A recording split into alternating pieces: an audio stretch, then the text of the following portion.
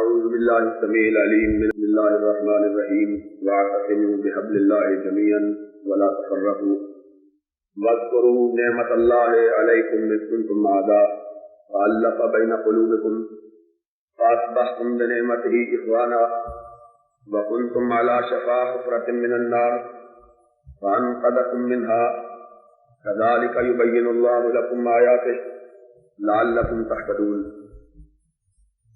حضرات، مجھ سے میری بیٹیاں بیٹھ جائیں، بہنیں بیٹھ جائیں، نیچے ہٹ جائیں سامنے سے۔ بیشتر میرے بھائی اور دوست حضرت مولانا حبیب الرحمان صاحب یزدانی نے آپ کے ساتھ آپ کے سامنے انتہائی پرجوش انداز میں اپنے خیالات کا اظہار کیا۔ میں یہ سمجھتا ہوں کہ آج کے اس دور میں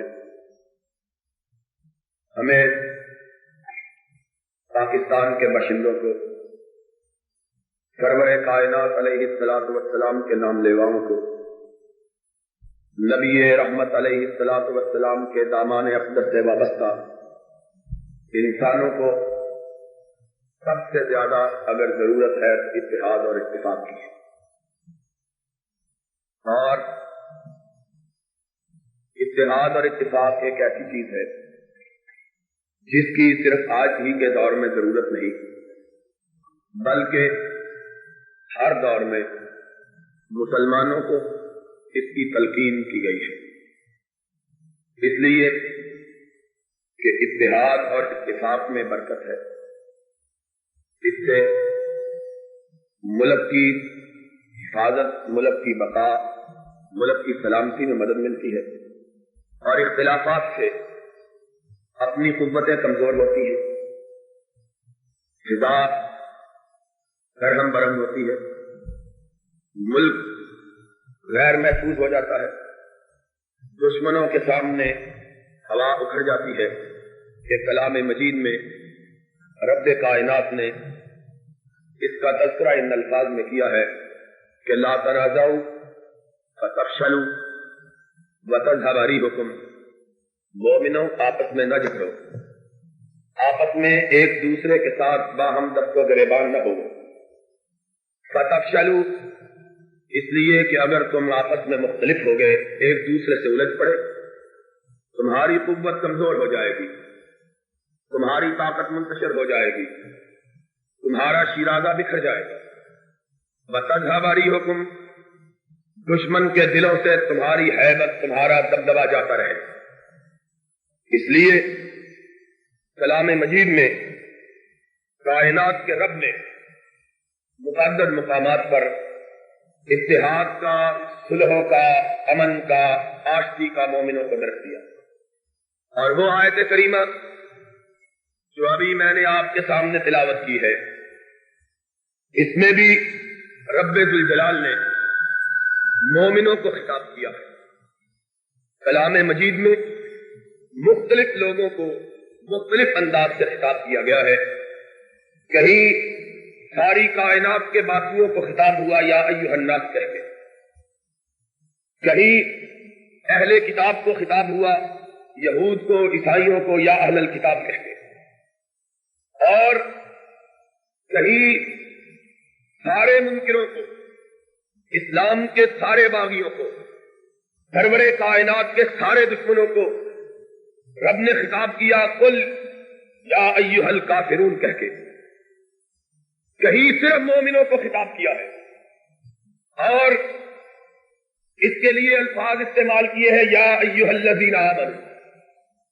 اس آیت کریمہ سے پہلے بھی خطاب صرف مومنوں کو ہے، یا ایھا الذین آمنوا اتقوا اللہ حق تقاتہ ولا تموتن الا وانتم مسلمون، اور پھر کہا واعتصموا بحبل اللہ جميعا ولا تفرقوا، اے مومنو اللہ سے ڈرو اور سب مل کر اللہ کی رسی کو مضبوطی سے تھامو۔ ولا تفرقوا، فرقوں میں نہ بٹ جاؤ، جماعتوں میں منقسم نہ ہو جاؤ، بڑے بندیاں اختیار نہ کرو،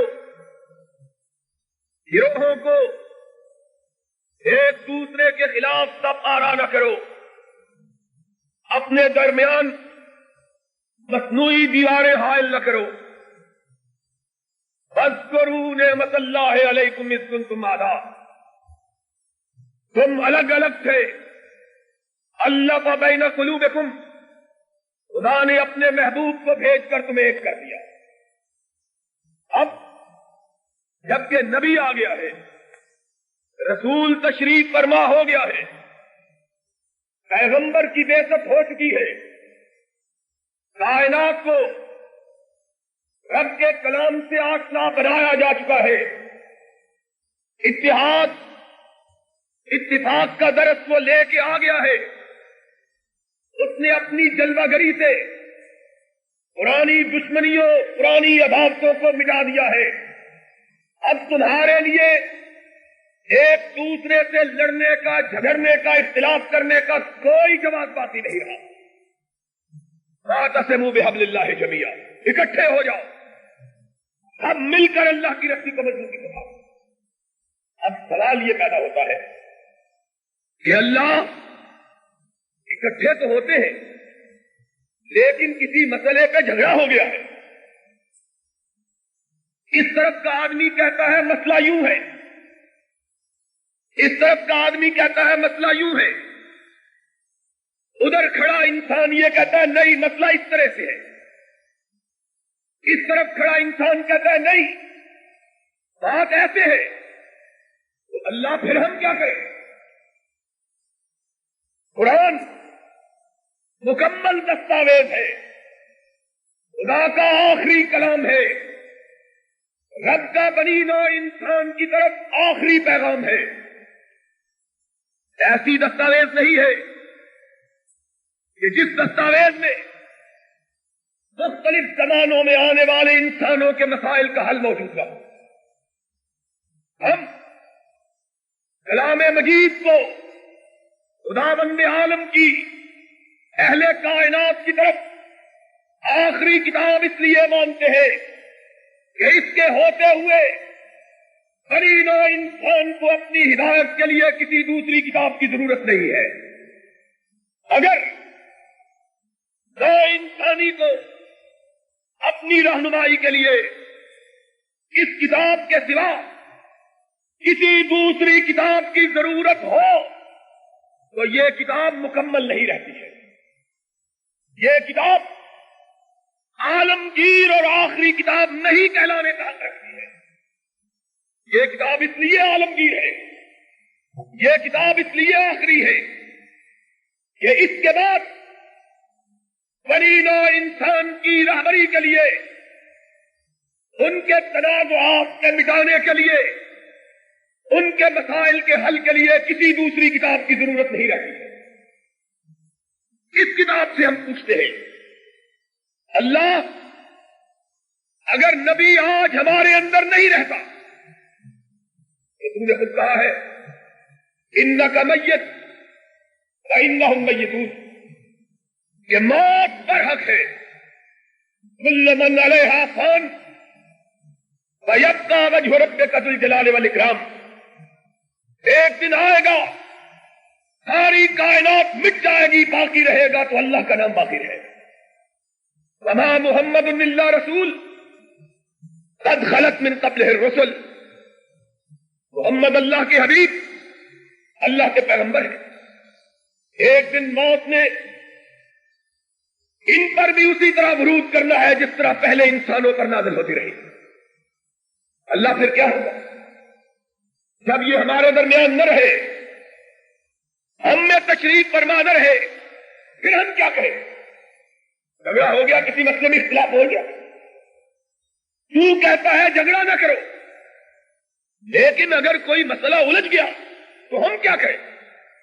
قرآن نے درس دیا ان تنازعتم فی شیء فردوہ الی اللہ والرسول، سن لو اگر کسی مسئلے میں اختلاف ہو جائے اس کو باقی نہیں رکھنا، مٹا لینا۔ اللہ کیسے باقی نہ رکھے، کیسے مٹائے؟ فرمایا ردوہ الی اللہ، تم اس مسئلے کو لے کر قرآن کی طرف آنا، محمد کے فرمان کی طرف آنا، مسئلہ ختم ہو جائے، اختلاف حل ہو جائے گا، تنازع باقی نہیں رہے گا۔ فردوہ الی اللہ والرسول، یہ ایک قاعدہ، یہ ایک کلیہ، یہ ایک ضابطہ، یہ ایک دستور، یہ ایک قانون رب نے ہمیں عطا کیا۔ آؤ دوستو، آج ملک اس بات کا محتاج ہے کہ اس ملک کے باقی متحد ہوں۔ آج اسلام اس بات کا طلبگار ہے کہ مسلمان آپس میں متفق ہوں۔ آؤ قدر مشترک تلاش کر لو، اپنے اپنے مقام پہ رہتے ہوئے ہم اپنے تمام تنازعات کو ختم کر لیں۔ کون سا جھگڑا ہے جو باقی دکھتا ہے؟ کون سا مسئلہ ہے جو قرآن پہ پیش کر کے، نبی کے فرمان پہ پیش کر کے حل نہیں ہو؟ میں ایمانداری سے سمجھتا ہوں، اگر نیتیں درست ہوں، اگر ارادے صحیح ہوں، اگر انسان کی اپنی کوئی غرض، اپنی کوئی خواہش نہ ہو، تو صبح کا سورج طلوع ہونے سے پہلے مسلمانوں کے تمام اختلافات ختم ہو سکتے ہیں۔ یہ اختلافات، ان کا بنیادی سبب کیا ہے؟ ان کا بنیادی سبب یہ ہے کہ ہم نے کسی کو نامزد کر کے، کسی کی طرف رخ کر کے، کسی خاص آدمی کو نشانہ بنا کے، میں بات نہیں کرتا کہ روح سخن کسی کی طرف ہو تو روح سیاہ، لیکن میں عام طور پر یہ کہتا ہوں، سب کو مخاطب کر کے، اپنے آپ کو خطاب کر کے، کہ دین کے بارے میں ہمارے تنازعات کے نہ مٹنے کا سبب ہم ہیں۔ ہم نے اپنی دیواریں لوگوں کے سامنے کھڑی کر رکھی ہیں۔ ہم سمجھتے ہیں کہ اگر مسلمانوں کے اندر اتحاد ہو گیا، اگر مومنوں کے اندر اتفاق ہو گیا، ہماری چودراہٹ باقی نہیں رہے گی۔ گورنمنٹیں، حکومتیں نہیں چاہتی کہ عوام متحد ہو جائے، اس لیے کہ عوام کا اتحاد ان کے زوال کا سبب بنتا ہے۔ مولوی نہیں چاہتے کہ مقتدی متفق ہو جائے، کیوں کہ اگر مقتدی متفق ہو جائے تو مولوی کی روٹی نہیں چل سکتی ہے۔ سردار، چودھری، وڈیرے نہیں چاہتے کہ لوگ متفق ہو جائے، اس لیے کہ اگر عوام متحد ہو جائے تو چودھریوں کی چودراہٹ کے لیے کوئی چیز باقی نہیں رہتی۔ اگر غریب متفق ہو جائے تو جگہ ٹیکس لینے والے، رستگیر، ان کے شملے کیسے اونچے ہو سکتے ہیں؟ ان کے شملے تب اونچے ہوتے ہیں کہ غریب آپس میں لڑے، یہ کسی کو غلط کہے، کسی کو سچا کہے، کسی کو اندر کروائے، کسی کو باہر نکلوائے، باہر نکلوانے والے کو اپنے ساتھ ملائے، اندر کروانے والے کے خلاف جو ہے وہ محاذ بنائے، تب ان کی چودراہٹ چل رہی، مگر نہ چودراہٹ کیسے چل رہے؟ سارے جتنے وڈیرے، چاہے وہ مذہب کے وڈیرے ہو، چاہے وہ سیاست کے وڈیرے ہو، چاہے وہ اقتدار کے وڈیرے ہو، چاہے وہ بستی کے وڈیرے ہو، چاہے وہ شہر کے وڈیرے ہو، یہ سب وڈیرے اس بات کو پسند نہیں کرتے کہ قوم کے اندر اتحاد اور اتفاق پیدا۔ اور میں آپ کو ایک بات سمجھانا چاہتا ہوں، بات بڑی تلخ ہے، لیکن کہتا ہوں وہی بات سمجھتا ہوں جسے حق، کہ نئے ابلہ مسجد ہوں نہ تہذیب کا فرزند، اور اپنے بھی ہے ناراض، بیگانے بھی نہ خوش، کہ میں سحر حلاحل کو کبھی کہہ نہ سکا گن۔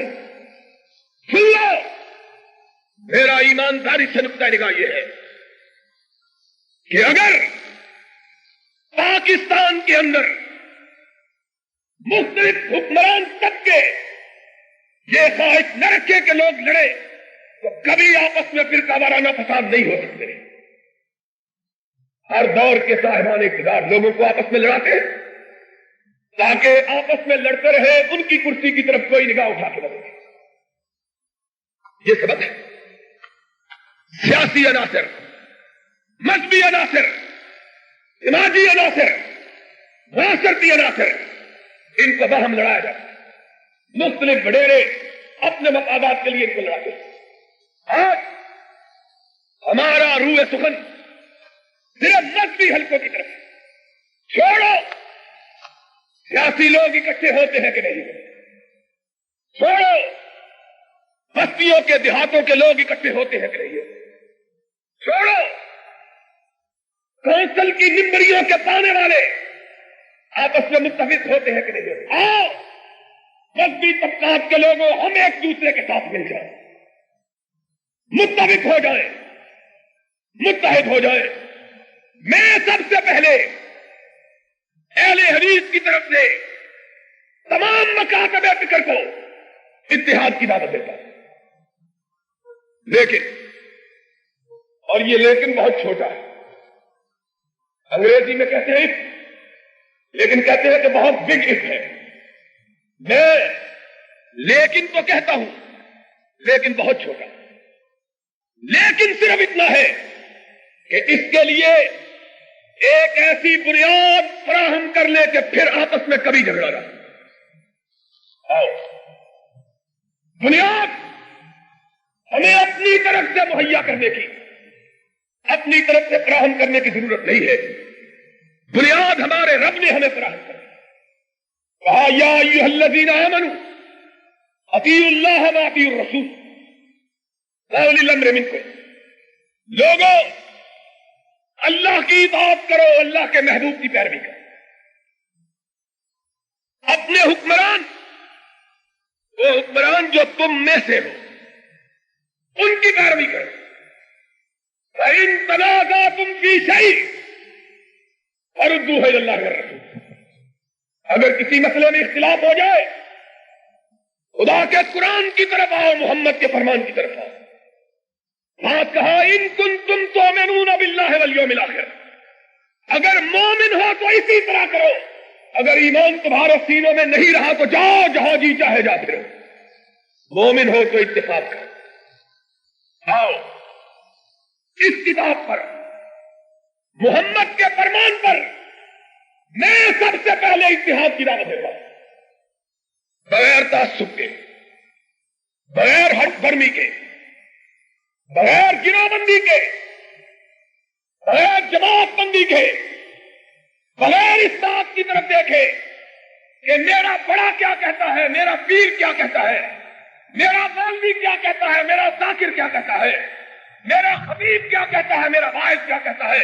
ان سب کو چھوڑ دو، قرآن کو فیصل بنا لو، محمد کے فرمان کو فیصل بنا لو،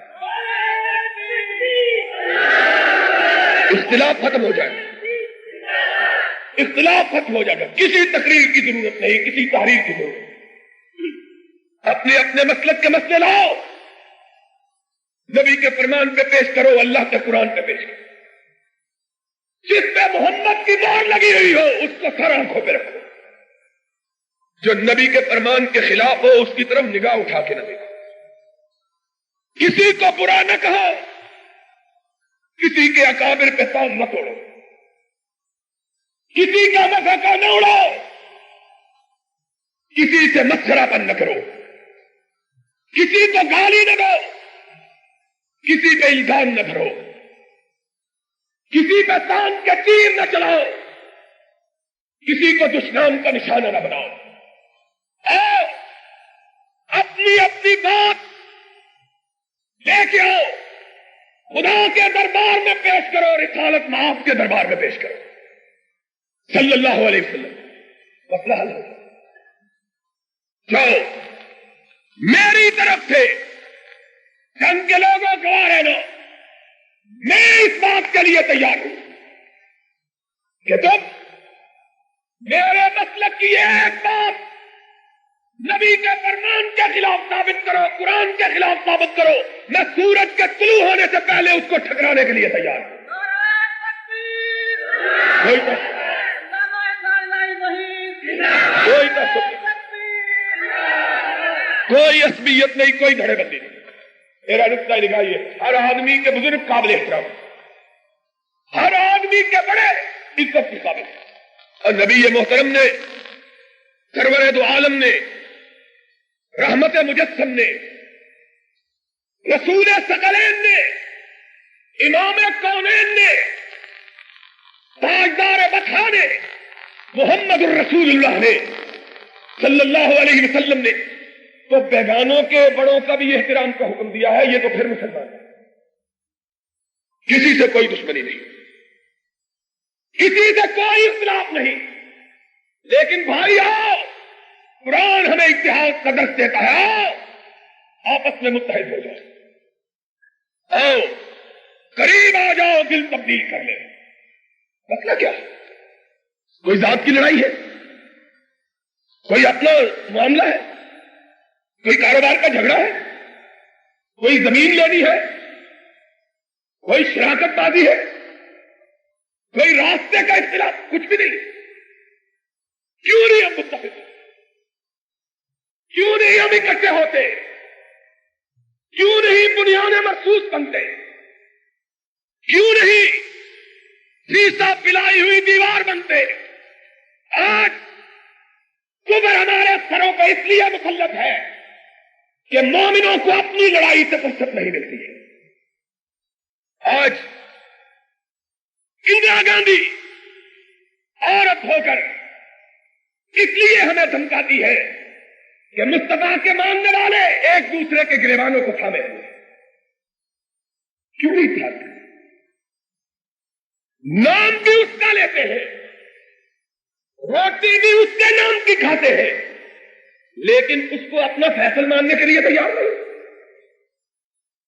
اس کو اپنے درمیان حکم ماننے کے لیے تیار نہیں. روٹی اس کے نام کی، چودراہٹ اس کے نام کی، قیادت اس کے نام پہ، سیادت اس کے نام پہ، لیکن فیصلہ کسی اور کے نام پہ. آؤ اس کو مانو، اس طرح مانو کہ جس طرح قرآن نے ماننے کا حکم دیا، ما کان لمؤمن ولا مؤمنۃ اذا قضى الله ورسوله امرا ان يكون لهم الخيرة من امرهم. نبی کا فرمان آ جائے تمہارے اختیارات ختم ہو جاتے ہیں. تمہارے اختیارات تب تک باقی ہیں جب تک نبی کا حکم نہیں آیا. نبی کے حکم کے آ جانے کے بعد کسی کا کوئی اختیار باقی. آؤ آج اگر تم سننا چاہو تو میں تمہیں سناتا ہوں کہ شاید بقید عزیز یہ ساتھ نہ سکے. تم داستان شوق سنو اور سنائے ہم. دھیان سے سن لو کہ پھر ایسی بات شاید تمہیں کوئی سنائے. اسلام ایک کامل اور مکمل بھی، اس نے صرف احکامات سے ہم کو نہیں نوازا، مثالوں سے بھی نوازا. قانون کی اصطلاح میں کچھ احکام ہوتے ہیں، کچھ نظائر ہوتے ہیں، کچھ فرامین ہوتے ہیں، کچھ تمثیلات ہوتی ہیں. ججوں کی کتاب میں لکھا ہوتا ہے کہ اگر کوئی شخص جرم کرے اس کو اتنے سال کی سزا، اس کا نام قانون ہے. پھر کورٹ کے حوالوں میں بڑے ججوں کے فیصلے ہوتے ہیں کہ اتنے سال کی سزا کیسے جج نے دی ہے. دونوں چیزوں کو سند کے طور پر پیش کیا. فیصلہ ہم نے سنا ہے قرآن کا، ان تنازعات فی شیء فردوہ الی اللہ والرسول. جھگڑا ہو جائے اللہ کی طرف آؤ، رسول کی طرف آؤ. اللہ کیسے آئے؟ کہا جس طرح نبی کہ اس دنیا سے رخصت ہو جانے کے فوراً بعد ابھی نبی کی نعش مبارک اندر رکھی ہے، صدیق آیا تھا اور فاروق آیا تھا. اللہ کیسے آیا تھا؟ ذخیرہ تاریخ ہم کو بتلاؤ، اس کی مثال کیا؟ نبی رخصت ہوئے، فاروق نے اپنی تلوار میان سے باہر کر لی. جو کہے گا محمد فوت ہو گئے میں اس کی گردن کو اڑا دوں. اب کون ہے کہ فاروق موجود ہو اور دم مارے، اور فاروق کے خلاف باتیں کرنے کا تبھی لوگوں کو حوصلہ ہوا جب فاروق موجود نہ رہا۔ جب فاروق تھا کسی کو اس کے ساتھ دم مارنے کی ضرورت نہ تھی، یہاں پکا کے نہ دیکھ سکتا تھا۔ بڑے بڑے لوگ ان کا پتا پانی ہو جاتا تھا کہ فاروق آ گیا ہے۔ آج میرے موضوع سے خارج ہے یہ بات، لمبی ہو جائے گی گفتگو۔ لوگوں نے افسانے بنا لیے، قصے بنا لیے، کہانیاں بنا لی۔ کسی کو آسمان بنا دیا، کسی کو زمین سے گرا دیا۔ احمد فاروق کا عالم یہ ہے کہ ناطق وہی کہتا ہے، اس کے متعلق رب نے ضمانت دی، ما ينطق عن الهوى ان هو الا وحی یوحی۔ اس نے کہا فاروق تو بازار میں چل رہا تھا اور آسمان والے نے حجابات اٹھا دیے، میں شیطان کو تیرے آگے آگے بھاگتا ہوا دیکھ رہا۔ فاروق اس کی ہیبت کا عالم یہ ہے کہ جس راستے سے وہ گزر جاتا ہے شیطان اس راستے سے گزرنا چھوڑ دیتا ہے۔ وہ فاروق کون دم مارے اسے؟ اور ایک طرف صدیق ہے، وہ صدیق کہ کونین کے تاجدار نے کہا اور میری امت کے لوگوں سن لو، قیامت کے دن میدان محشر بپا ہوگا، لوگ اپنے اپنے اعمال نامے اپنے ہاتھوں میں لیے فرمان رب کے منتظر ہوں گے، جنت کے دروازوں پہ بھیڑ ہوگی، انبیاء رسول اللہ کے لیے دروازے کھولے جائیں گے، سب سے پہلے میں داخل ہوں گا، پھر موسیٰ آئے گا، عیسیٰ آئے گا، ابراہیم آئے گا، اسحاق آئے گا، اسماعیل آئے گا، یعقوب آئے گا، یوسف آئے گا، موسیٰ آئے گا، داؤد آئے گا، سلمان آئے گا، آدم آئے گا، نوح آئے گا، لوط آئے گا، سب گزر جائیں گے، دروازے بند ہوں گے۔ آدم کی امت کھڑی ہوگی، نوح کی امت کھڑی ہوگی، ابراہیم کی امت کھڑی ہوگی، نبی کی کھڑی ہوگی، کلیم کی کھڑی ہوگی، روح کی کھڑی ہوگی۔ کون ہے؟ جنت کے سرٹیفکیٹ لیے ٹکٹ جنت کا مل چکا ہے، کون جائے؟ اور اس سے کہیں گے ہٹ جاؤ، جب تک محمد کا ابو بکر نہیں جاتا کسی کے لیے جنت کا دروازہ نہیں کھلے گا۔ وہ ابو بکر ہے رضی اللہ تعالی، ایک طرف وہ ہے، ایک طرف یہ ہے، ایک طرف وہ ہے جس کے بارے میں امہات المومنین کہتی ہے الا القرآن ينزل في بيتنا ولكن ينزل على راج عمر۔ اور لوگ سن لو، قرآن اترتا ہمارے گھر کے سین میں ہے لیکن اترتا عمر کی رائے کے مطابق ہے۔ ایک طرف وہ ہے جس کے بارے میں ام المومنین کہتی ہے کہ کونین کے تاجدار میرے گھر میں آئے، میں اپنے گھر کے آنگن میں سہن میں بیٹھی، بادل برس چکے تھے، مطلع صاف تھا، رات اندھیری تھی، ستارے چمک رہے تھے، آسمان تاروں سے بھرا ہوا تھا، کائنات کا امام آیا، صبح روشن ہو گئی، میری نگاہ زمین سے اٹھی آسمان کی طرف چلی کہ محمد کو دیکھ کے پھر خدا ہی کو دیکھنے کو دل چاہے، کوئی اور آنکھوں میں جچتا ہی۔ مجھے تعجب ہے کہ ایک سانس سے نام نبی کا لیا جائے، دوسرے سانس سے کسی اور کا لیا جائے، اور تمہاری زبان کو یہ یارہ کیسے ہوا کہ نبی کے ساتھ کسی دوسرے کا نام لیا؟ اس نے نبی کا چہرہ دیکھا، پھر کائنات کا کوئی چہرہ اس کی آنکھوں میں جچا، ایسے جچے کہ حسان نے اس کے بارے میں کہا تھا کہ واحسن من قلم ترکت ہے، واجمل من قلم تلے دن نساؤ، خلقت مبرئا من كل عیب کانک قد خلقت کما تشاء۔ اس چہرے کو دیکھنے کے بعد کون نظر میں چلے؟ आसमान की तरफ निगाह उठी, आका हल अहद मिनल हसनात अदद नजूम समा, कोई जमीन पे ऐसा भी है जिसकी नेकियां आसमान के सितारों से भी ज्यादा हो? कहा आयशा हाँ एक है। जल्दी से पूछा मन या रसूल अल्लाह, इमाम कायनात वो कौन है? तबस्सुम किया, फरमाया उमर इब्नुल खत्ताब। मेरा फारूक है जिसकी इतनी लातादाद और बेशुमार नेकी है जिसने आसमान के सितारे। सिद्दीक़ा कायनात, तुझ पे मेरी मां कुर्बान। क्या कहा उसने? कह लगी वैना हसना तो अभी बकरी नहीं। आका मेरे बाबा की नेकियां कहां गई?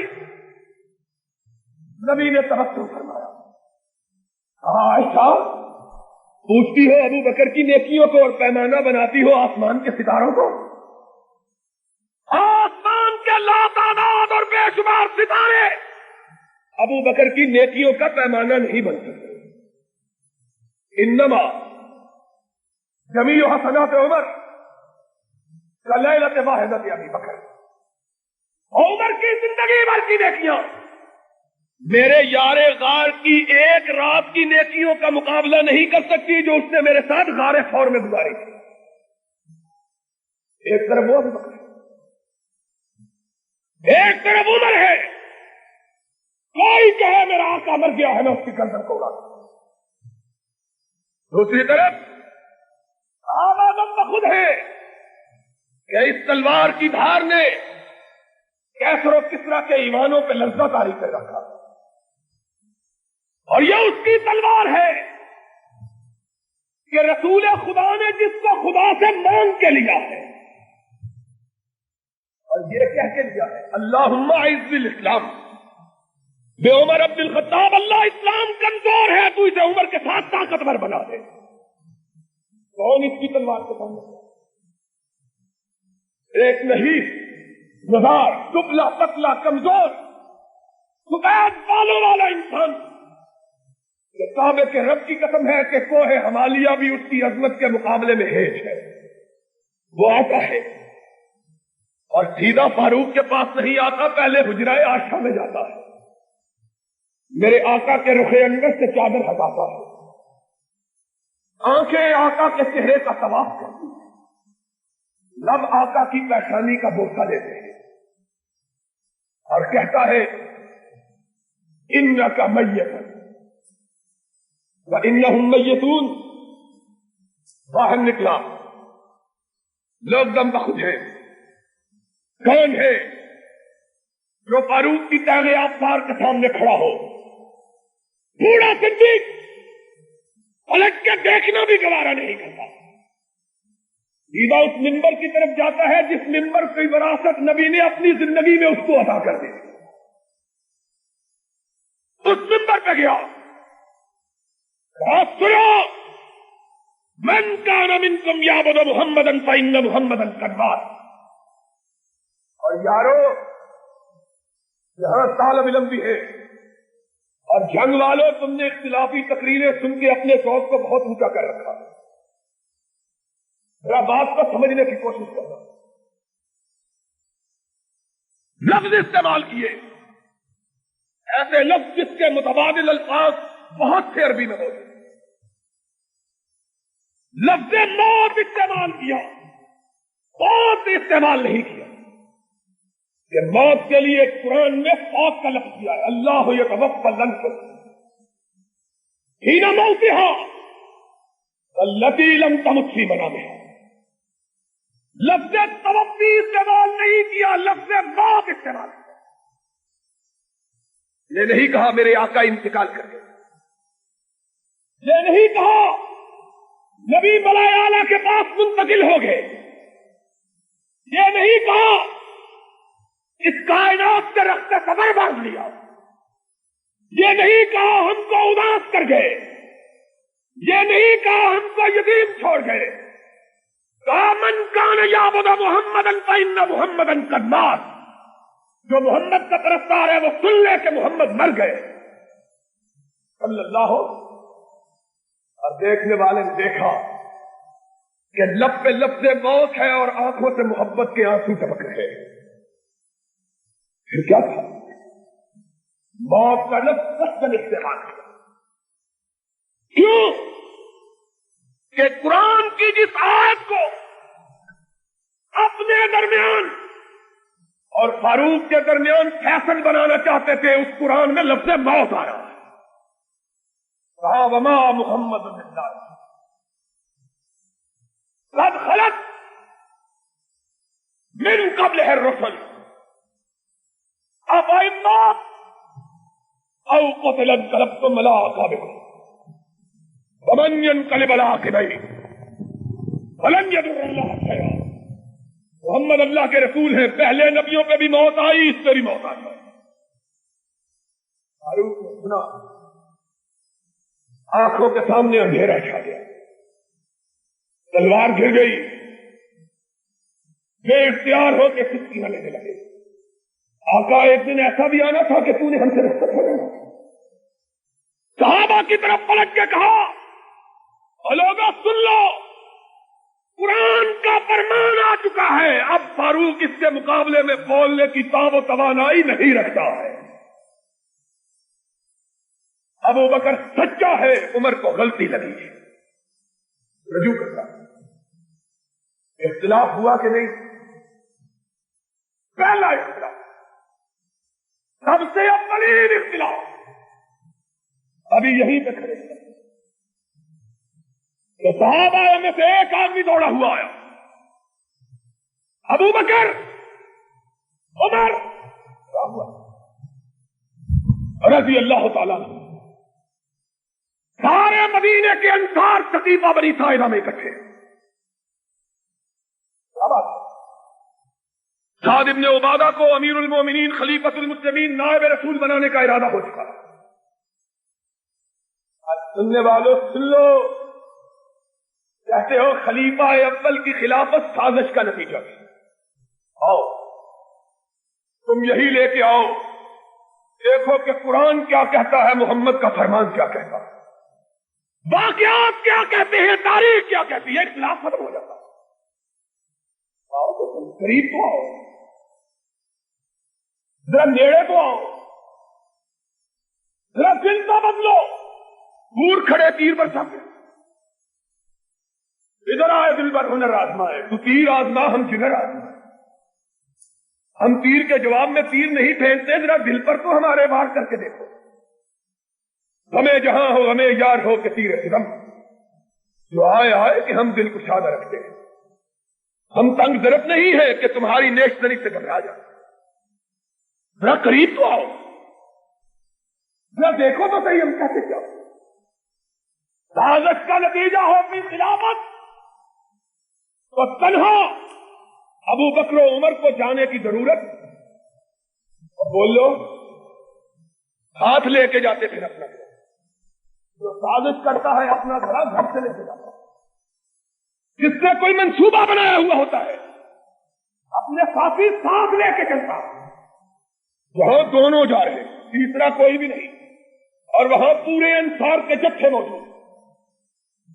تقریریں اس قدر سخت ہے، تلخ ہے، ترش ہے، تند ہے، تیز ہے کہ تلواروں کھینچنے کی نوبت آ گئی. ایک انصاری کہتا ہے آج عمارت ہمارے گھر میں آئی ہے، اب کوئی لے کے جائے گا تو تلوار کی دھار سے لے کے جائے گا. اس سے بڑی سخت بات ہو سکتی ہے. بھائی ویڈیو اگر آپ خاموش نہیں ہو سکتی تو تشریف لے جائیں. کون لے جائے، لیکن یہاں کیا رہے تنہا، نہ کوئی گروہ، نہ کوئی ساتھی، نہ کوئی جتھا، نہ کوئی جماعت. کیوں کہ اختلاف کے حل کا طریقہ قرآن میں موجود ہے. اس کے لیے جتھے کی ضرورت بہت ساری. جب دلیل موجود ہے تو لڑنے والے گنڈوں کی کیا ضرورت ہے، گروہ کی کیا ضرورت ہے، جماعت کی کیا ضرورت ہے، قلت اور کثرت کے نعروں کی کیا ضرورت ہے. آسو بڑھانا کو ان کنتم صادقین، سچ جس کے ساتھ ہو ہم اس کے ساتھ. یہاں بازو دکھانے کی کیا ضرورت ہے، زور آزمانے کی کیا ضرورت ہے؟ بازو وہاں دکھائے جاتے ہیں، آنکھیں وہاں دکھائی جاتی ہیں جہاں دلیل نہیں ہوتی، پکا ہوتا کی بات کروں. ان تنازعات کی شیء، وہاں ساتھیوں نے کیا سوچا؟ صاحب ابن عبادہ ہمارا سرگروہ اور ہم گروہ ہیں انصار، جس کے متعلق رب نے قرآن میں کہا والذین تبوؤا الدار والایمان. ہم نے مومنوں کو پناہ دی، نبی کو گھر دیا، ایمان کو پناہ دی. رب نے کہا صرف مومنوں کو پناہ نہیں دی، کس کو پناہ دی؟ ایمان کو پناہ دی. آج قرآن کہتا ہے انہوں نے ایمان کو پناہ دی، یہ کہتے ہیں ان کا اپنا ایمان ہی نہیں ہے. آؤ قرآن سے تو پوچھو، قرآن ان کو ایمان کا ملجا، ماوا، مرکز، پناہ گاہ، حفاظت کا مرکز اساسی قرار دیتا ہے. اور یار کہتے ہیں اپنے باپ کو تو سچا کہ میرے رب کا قرآن سچا. ان تنازعات کی صحیح فردوہ الی اللہ ہے، بڑے مسئلے حل ہوں گے آگے انشاءاللہ، بہت حل ہوں گے. تم سنتے رہو، پھر ہم دیکھو کہ سناتے گئے. قرآن کیا ہم وہ مہاجرین کہا کبھی سوچا ہے کہ تم نے ایمان کو پناہ دی، ٹھیک ہے، مومنوں کو پناہ دی، ٹھیک ہے، لیکن یہ تو سوچو کہ پناہ دینے سے پہلے اور پناہ دینے والوں سے پہلے مومن بھی تھے، ایمان بھی تھا، اور وہ کن میں تھا؟ وہ پناہ تب دی جب وہ تھا. مومنوں کو پناہ دی، ٹھیک ہے، لیکن یہ تو سوچو کہ پناہ دینے سے پہلے اور پناہ دینے والوں سے پہلے مومن بھی تھے، ایمان بھی تھا، اور وہ کن میں تھا؟ وہ پناہ تب دی جب وہ تھا. تم نے تب پناہ دی جب وہ موجود تھا، اور موجود کن میں تھا؟ ہم نے. ہم تھے جن کو پناہ، ایمان کے ہم حامل تھے جن کو تم نے جگہ دی کہ ہم تمہاری پناہ سے پہلے، ہم تمہاری پناہ گاہ سے پہلے، ہم تمہارے ایمان سے پہلے، ہم تمہارے اسلام سے پہلے. ہم ادھر سے ایک بولا، ادھر سے دوسرا جھگڑا کہ کئی دفعہ تلوار کے دستوں پہ ہاتھ پڑے، جوان مچل گئے. آج ہم سے نہ جانے پائے. اور صدیق اٹھا، اس نے کہا سنو، اپنے کہا ان تنازعات کی صحیح فردوہ الی اللہ والرسول، رب کے قرآن کی طرف آؤ، محمد کے فرمان کی طرف آؤ. اور محمد نے کہا ہے الائمۃ من قریش من بعدی، کہ میرے بعد اگر میرا نائب ہوگا تو قریش میں بھی ہوگا. انہوں نے یہ نہیں کہا. ہم کہتے ہیں کہ نبی نے جن کے بارے میں کہا تھا لو سلک الناس شیبا فسلک الانصار شیبا لسلکت مسلک الانصار، اگر ساری کائنات ایک طرف ہو، میرے انصار ایک طرف ہو، میں ساری کائنات کو ٹھکراؤں گا، اپنے انصار کے پاس جاؤں گا. کیا کہا؟ کلمہ اس کے نام کا پڑا، اور کلام بھی اس کا اونچا ہے. جس کے نام کا کلمہ اس کے نام کی لاج. اس کا فرمان آ گیا ہے. اب اختلاف کی گنجائش باقی، ایک اور اختلاف، ایک اور ایک کا ذکر کر دیتا. پھر اختلاف ہوا، جار غار کے درمیان ہوا اور لخت جگر کے درمیان ہوا. کہا صدیق میں نبی کا لخت جگر ہوں، میں جگر گوشہ رسول ہوں، میں کائنات کی فضول ہوں، میں حسنین کی ماں ہوں، میں خدیجہ کی دختر ہوں، میں نبی کی آنکھوں کی ٹھنڈک ہوں۔ میرا بابا اس کائنات سے چلا گیا، پدک چھوڑ گیا ہے، مجھ کو حصہ ہو۔ اختلاف ہوا کہ نہیں؟ مجھ کو پدک کا حصہ۔ آؤ ذرا یہ بات بھی سنو، کیسے فیصلہ کیا؟ آؤ، اور جس طرح صدیق نے فیصلہ چکایا، جس طرح سیدۃ النساء نے فیصلہ چکایا، ہم بھی تم بھی چکا لیں۔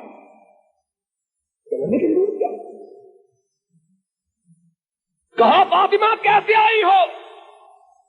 کہا بابا کی میراث لے گئے، اپنے باپ کی وراثت کے لیے آئی ہوں۔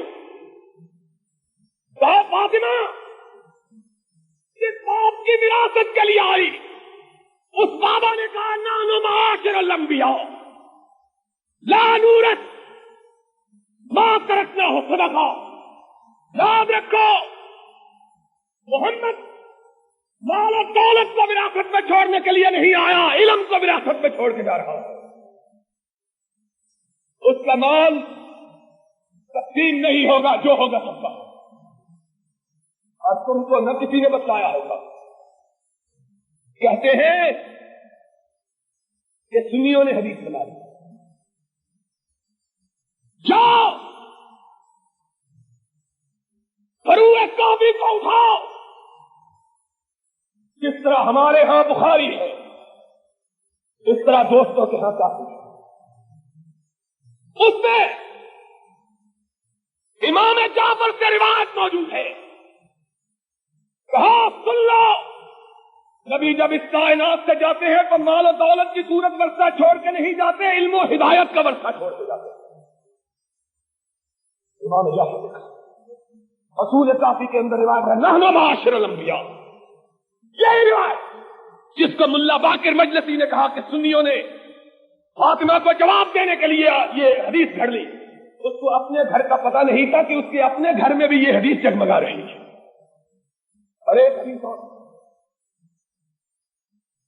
کتاب الختال ابن بابویہ قمی کی کتاب حدیث کی کہ فاطمہ رضی اللہ تعالیٰ عنہ، سب کہو رضی اللہ تعالیٰ، اپنے دو بیٹوں حسن و حسین کو لے کے آئی، بابا ان کو اپنی وراثت میں سے کچھ دے۔ دوستوں کی کتاب حدیث کی معتبر حوالہ یاد رکھنا، کتاب ابن بابویہ قمی کی۔ کہا بابا یہ میرے نقطۂ جگر ہے، یہ میرے نور نظر ہے، ان کو اپنی وراثت میں سے کچھ دو۔ فرمایا فاطمہ حسن کو میں نے اپنی ہیبت اور دبدبہ دیا، اور حسین کو میں نے اپنا حسن اور اپنی جرأت دی۔ مال ورثہ چھوڑ کے نہیں جا رہا، ہیبت اور دبدبہ چھوڑ کے جا رہا۔ فاطمہ کو حدیث یاد کروائی، سیدہ، اور کتاب ہماری نہیں، کتاب بولتے یہی ملا مجلسی حق الیقین میں لکھتا ہے، اور ابو بکر پہ کام کرنے والا۔ تو فاطمہ نے کہا میرے بابا کی وراثت دو، تو کہا فاطمہ کعبے کے رب کی قسم ہے، ابو بکر کا سارا مال تیرے قدموں پہ رکھا، جو چاہو لے لو، کتنا چاہو لے لو، لیکن تیرے بابا کے مال میں تیرے بابا کا ہی حکم چلے گا۔ ابو بکر تیرے بابا کے حکم سے سرتابی کی جرأت کر سکتا؟ ان تنازعات اردو ہو اللہ ہے۔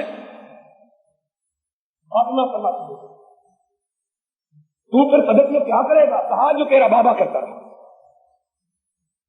کہا اللہ تشہد، کیا تو خدا کو گواہ بنا سکتا ہے؟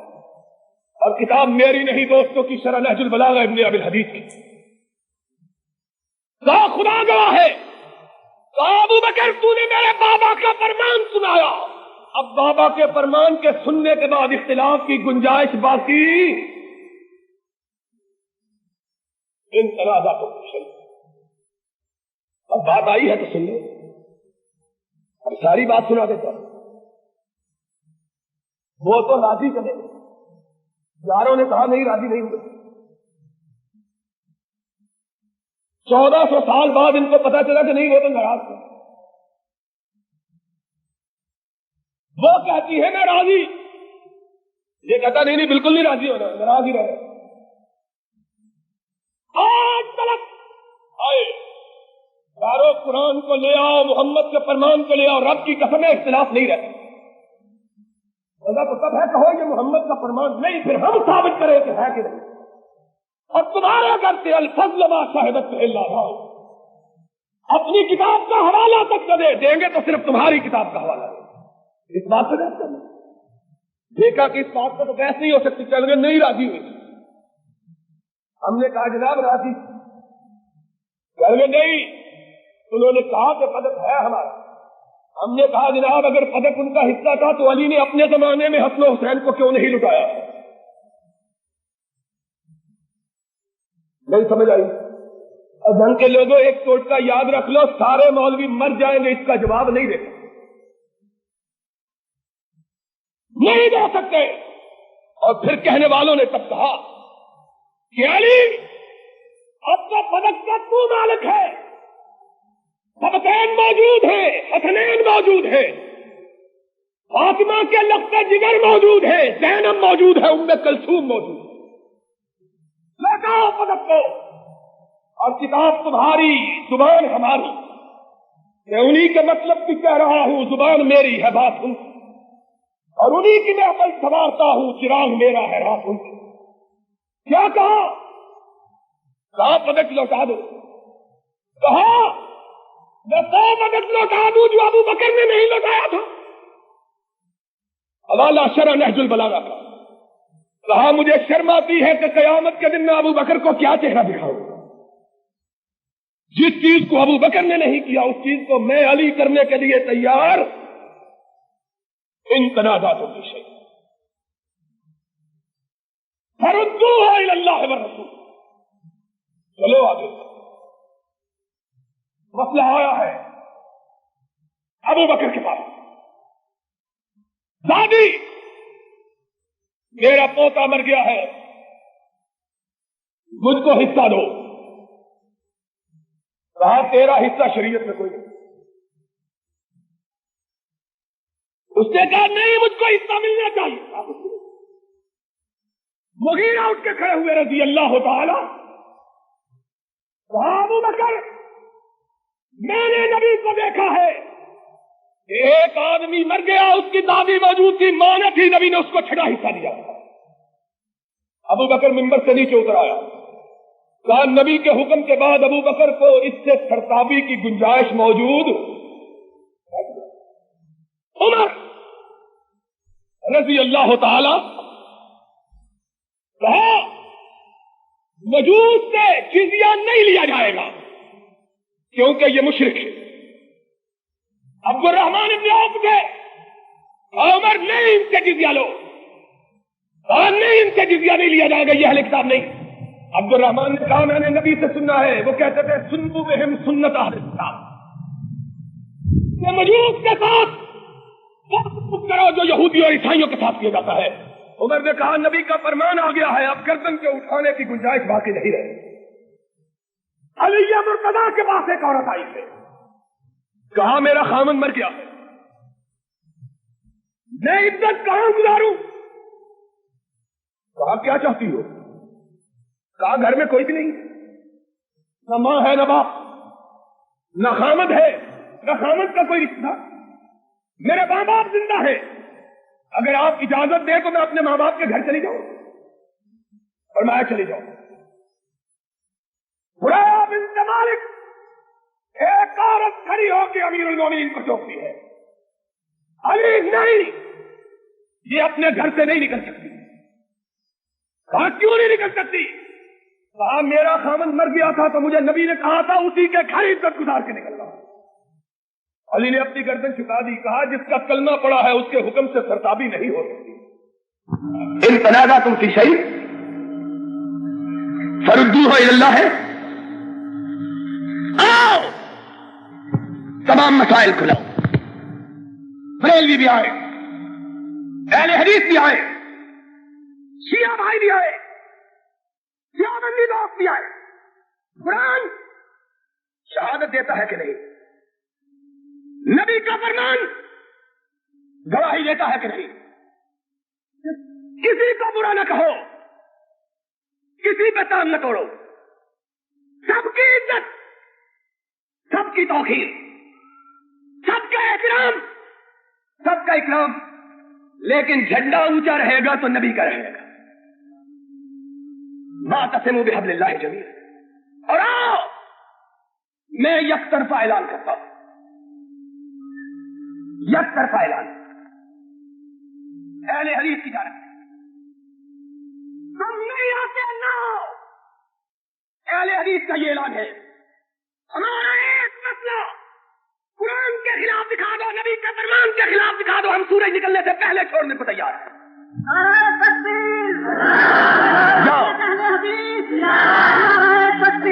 نکال کے تم دکھلاؤ، ماننے کے لیے ہم تیار ہیں۔ ہم پر تمہارا احسان ہے کہ الحکمت و ضالۃ المومن، دانائی مومن کی گمشدہ شے، جہاں سے پاتا ہے لے لیتا۔ ہماری نشاندہی کرو، لیکن گالی دے کے نہیں، کام توڑ کے نہیں، الزام دے کے نہیں۔ تم ہم کو گستاخ کہو، ہم تم کو گستاخ کہیں۔ تمہیں آپس میں لڑا دیا جاتا ہے۔ کیا کہتے ہیں؟ کہتے ہیں جی ایک طرف سے فقہ جعفری، ایک طرف سے فتاوی عالمگیری، ایک طرف سے یہ، سب کہو مل کے نہیں کہ ہمارے درمیان ایک قدر مشترک بھی ہے، ایک خدا کا قرآن ہے، دوسرا محمد کا فرمان ہے۔ اس سے سب خدا مشترک ہے، نبی مشترک ہے، اور جب بھی اتحاد اور اتفاق ہوتا ہے اقدار مشترکہ پہ ہوتا ہے۔ اختلافی چیزوں پر کبھی اتحاد ہو سکتا ہے، جو تمہارے درمیان بھی متفق ہے، ہمارے درمیان بھی متفق ہے۔ آؤ مل کے تھامیں کہ واعتصموا بحبل اللہ جمیعا، اور انشاءاللہ ایک دن گزرے نہیں گا، ایک دن نہیں گزرے گا کہ اسلام آ جائے۔ پھر کسی حکمران کو ہم سے آنکھ مچولی کی جرت ہو سکے گی؟ ہم سے کیسے آنکھ مچولی کرتے ہیں؟ سمجھتے بات کیا ہے؟ جب ذرا کتنا زور پکڑے گا آپس میں لڑا دیں گے۔ تو تہے خاص کر دو، ان اختلافات کو مٹا دو، ان اختلافات کو اپنے آپ سے باہر، ان کو اپنے آپ کو ان سے باہر نکالو، حد بندیوں سے آزاد ہو جاؤ، نبی کا دامن تھام لو، کتاب مقدس تھام لو۔ انشاءاللہ زمین پہ آسمانی نظام آئے گا، تمہارے حالات سدھریں گے، رب کی رحمت تم پہ نازل ہوگی۔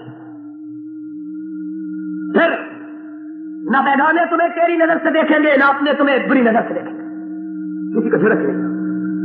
پھر 313 اگر کفر کو جڑ سے اکھاڑ سکتے ہیں تو تم 10 کروڑ انسان اس ملک میں خدا کے نظام کو نافذ نہیں کر سکتے؟ کیا تم اعدوا لهم ما استطعتم من قوة ومن رباط الخیل کی تصویر بن کر اشتراکیت کے طاغوت کو اور ہندوازم کے بھوت کو اپنی سرحدوں سے دور نہیں بنا سکتے؟ اس لیے ہے کہ قرآن تمہارے پاس نہیں رہا، نبی کا فرمان ہمارے پاس نہیں رہا، ہم نے چھوڑ دیا، اور پھر قرآن والے کی رحمتوں نے ہم کو چھوڑ دیا۔ من اعرض عن ذکری فإن له معیشۃ ضنکا۔ لوگوں آج اتحاد کا دور ہے، آج اتفاق کا زمانہ ہے، اور اتحاد اور اتفاق کے لیے قرآن نے ہمارے لیے بنیاد فراہم کی ہے۔ آؤ مل کر قرآن کی بنیاد پر اپنی مہارت کو اٹھائے، اپنے اختلافات کو مٹائے، ایک دوسرے کو اپنے گلے سے لگائے، اور محمد الرسول اللہ صلی اللہ علیہ وسلم کی امت کلمہ واحدہ بن کر کفر کے مقابلے میں سپارہ ہو جائے۔ وآخر دعوانا ان الحمد للہ رب العالمین۔